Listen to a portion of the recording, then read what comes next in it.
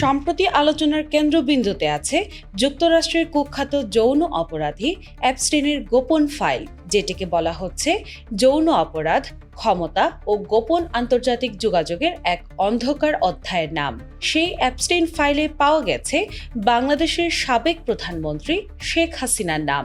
গবেষণা, দাতব্য প্রকল্প, জলবায়ু উদ্বাস্তু, রাজনীতি থেকে শুরু করে ব্যবসায়িক যোগাযোগ সব মিলিয়ে জেফ্রি অ্যাপস্টেইনের বৈশ্বিক নেটওয়ার্কে বাংলাদেশের উপস্থিতি ছিল বিস্ময়করভাবে বিস্তৃত।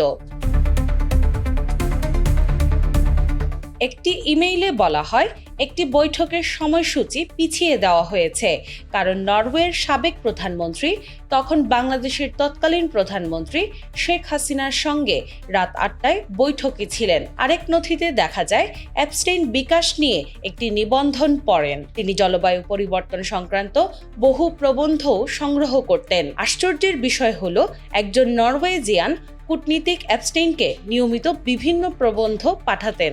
সেগুলোর মধ্যে অন্যান্য বিষয়ের পাশাপাশি বাংলাদেশের রাজনৈতিক খবরও থাকত।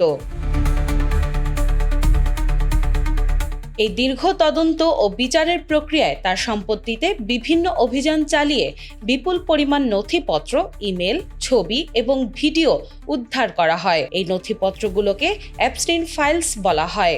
সম্প্রতি মার্কিন যুক্তরাষ্ট্রে ৩০ লাখের বেশি পৃষ্ঠার নথি, ১,৮০,০০০-এর মতো ছবি এবং ২,০০০ ভিডিও প্রকাশ করা হয়েছে, যা অ্যাপস্টেইনের মানি লন্ডারিং ও যৌন পাচারের সাথে জড়িত সকল তথ্য উপস্থাপন করে।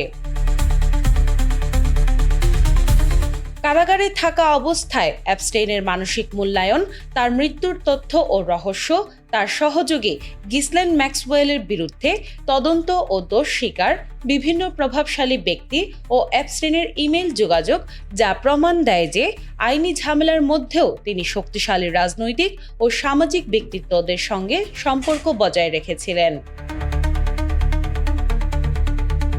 রিনা ইসলাম, বাংলা বাজার পত্রিকা।